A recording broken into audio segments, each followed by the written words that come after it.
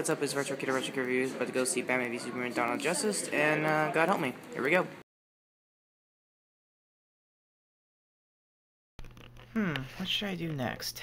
WWE News, Toku News, WWE News. Oh, what the hell's with the lighting here? James, Craig, Mythical Beast, Destroyer of Worlds. Okay, first off, it's Retro Kid of Retro Kid News, and Barry, is that really you? I need to talk to you about the future. Whoa, okay, is this a Back to the Future line? What the hell's going on here? It's not that. You have to talk. You have to review Batman v Superman. Oh, shit.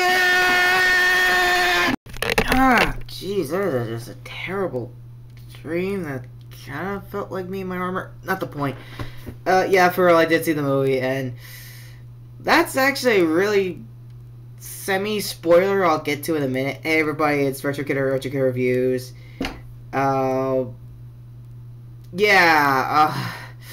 I did see Batman v Superman: Dawn of Justice, and long story short, major spoilers of the scene you just saw, and pretty much the tone for the movie as a whole. But let's get to the basics. Batman himself, Ben Affleck, very well-adjusted Batman. Ben Affleck did a really good job as the Dark Knight himself. He had I think I theorized pretty well that he was gonna have a Kevin Conroy kind of presence. Apologies if you hear like a chainsaw in the background. It's kind of like my neighborhood's like fixing up their trees kind of deal. My bad on that one. Having said that, let's just get the obvious. It's taking place. Yeah, there it is.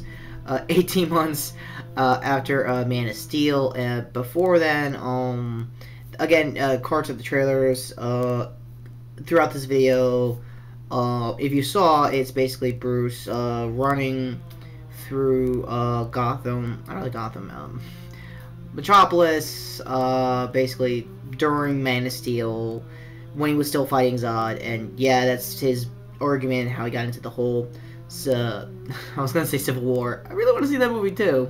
Probably gonna be better than this, but yeah, running in, and his whole company gets. I think it's a subsidiary company of Wayne Enterprises. It gets destroyed. It's his motivation of going after Superman at first. Later on down the road, Lex does show up as like the reason to like push the two together to fight as his grand design of a plan. And yeah, if you've also been seeing this, the spoilers, he is also building Doomsday to pretty much build the rest of the fights. The rest is just pretty much story heavy with very much Clark's End is just trying to own up to mistakes he's did since Man of Steel, which I honestly think is where it's more of a Superman sequel, as it probably should have been. Mainly because he's owning up to his mistakes. It's pretty much, I think, a little bit like a Christopher Reeve sequel, if I remember correctly. I don't know for the life of me which one. I want to say 4. That's the one where he tried to like take away all the nukes of the world and like bring himself into politics. Admittedly, I rarely saw those movies as a kid, and as a 20-something adult, I still rarely see those movies. But I guess for context, card for Cinema Snobs, review of Superman 4. For a very weird good reason, he almost had a weird thing that almost happened to him in his personal life. To Brad himself, hi, how are you? Hi, I just used my real name for a skit. Yeah, let's talk about the skit. Batman has his scenes is fueled of him being an aged Batman, more Frank Miller tones there, and a boatload of nightmare sequences. The first one goes without exception. Obviously how he became Batman. His parents get murdered. I knew that. Crap. I can't believe. I knew their names like the back of my hand, but I'm gonna go by their Walking Dead names, and you're gonna go, oh wow, Jeffrey D. Morgan. Ooh, yay! Just saved myself on one of those names. Lauren Corhan and Jeffrey D. Morgan are Thomas and Martha Wayne. But if you're watching Walking Dead like me, you're gonna be surprised. Morgan, not Morgan, that'd be awesome if it was Morgan. Negan and Maggie, basically, are Bruce's parents, acting as we know through their careers and stuff like me. Or IMDb, either way.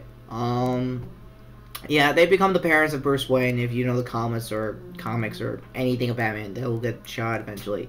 They get shot in the opening. It's very nice. It's very beautifully shot. Another cool, I guess, if I had to recommend anything about Thomas Wayne and comic-wise, Earth 2 him gets to be Batman, except he gets to use guns and stuff. I recommend that kind of book series if you're looking for like an anti-version of Batman that isn't Jason Todd that I've been using throughout my entire build-up news-wise for this movie. Again, I know I'm like rapid firing with cards. I'll just put links, but this is probably the last one for a while. Just cards of the Red Hood and Arsenal playlist. Long story. The Robin statue that was also in the trailers was just in passing. It wasn't just him like mentioning anybody. It wasn't really confirming it was Jason, Tim, or even Dick. So that's not good. So yeah, back to the skit I just shot earlier. That's one of the many things about these nightmare sequences. You don't know if it's establishing a cinematic universe, or it's just going to be something later down the road for Justice League the movie. Like that. The whole Flash scene I just did that could have been time travel or a nightmare. You don't know. That just happens.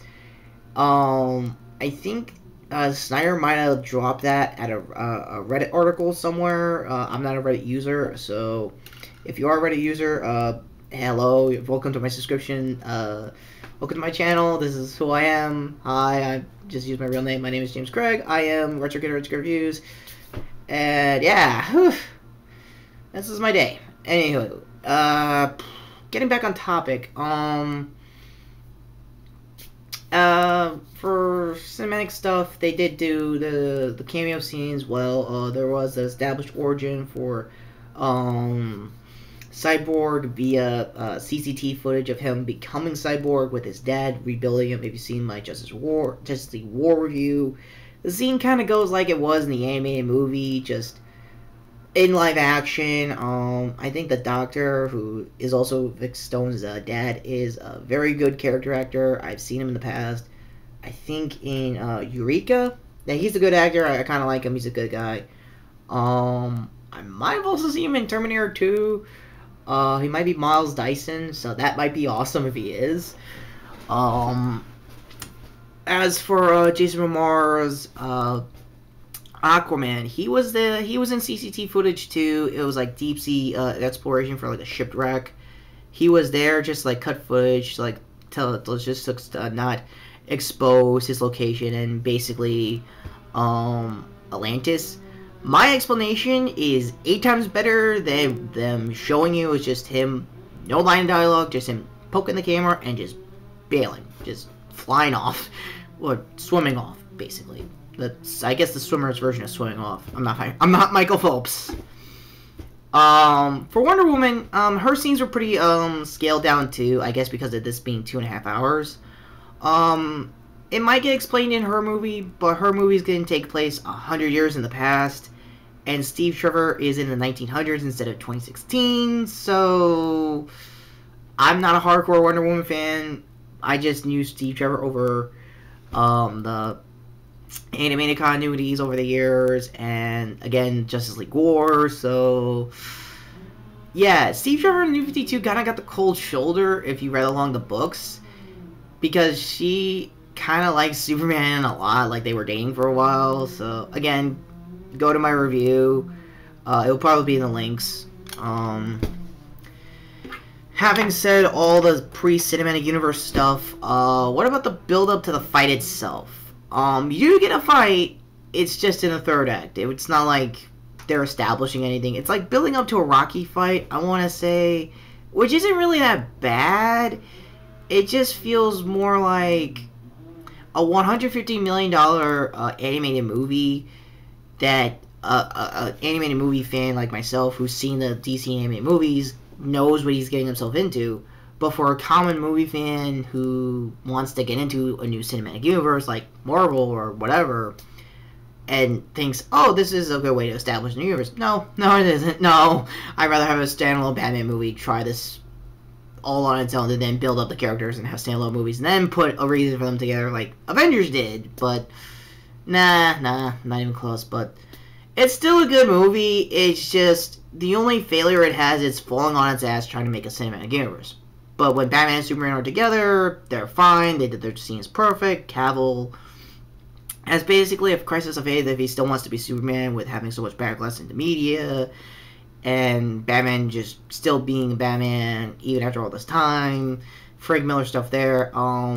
The suit that he uses to take Superman down hasn't really been that much established, like how long it's been in the history, how long he's been using it. Other than they need fine-tuning and stuff like that. Jeremy Irons' Alfred is pretty much like all the Alfreds before. It's just his own kind of style. I'm okay with it. It's Jeremy Irons. He's a very good character actor, plus villain. If you ever seen Die Hard with a Vengeance, he's a very good villain there too. So I was very comfortable with him as Alfred. I was expected that kind of performance, and it was okay. I just wanted more. That's pretty much the tone you're gonna get with Batman v Superman. You're gonna get what you want, but you just wanted a little bit more. That's all I'm saying for now. My final score, if I had a score for these movies, is a 5. Like, it's a Rent, but it really shouldn't have been a Rent. This is like your launching platform for the entire cinematic universe. You really needed to do a little more.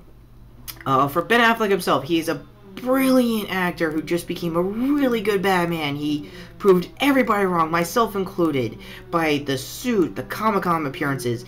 And I just saw a video of him just hearing all the reviews, and he's had that dead stare, like, and he had to agree, like it's like Daredevil PTSD all over again, and I just feel so sorry for him. I really do.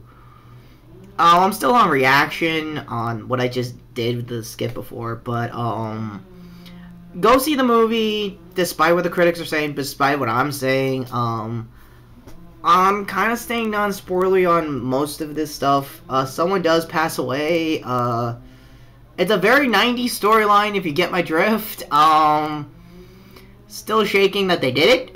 This is the day after I saw the movie. So yeah, with my identity crisis out of the way, this is Retro Kid and Retro Kid Reviews. My real name is James. Hi, how are you? And welcome to my life. Take care and enjoy the movie if you can. Later. Retro, you forgot to... Oh, shit.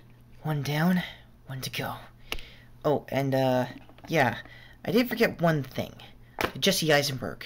You were a decent Lex Luthor, but... Can't even believe I'm saying this. Believe me, I can't believe I'm saying this. Spacey did it better. But, yeah, what's the problem? Anything else about the movie? Just go see it. And you're back to normal? Yeah, for now. Also, what the hell is all that time travel shit about? I don't know, dude. Just get out of here. Go home. Oh shit, subscribe to the channel, guys.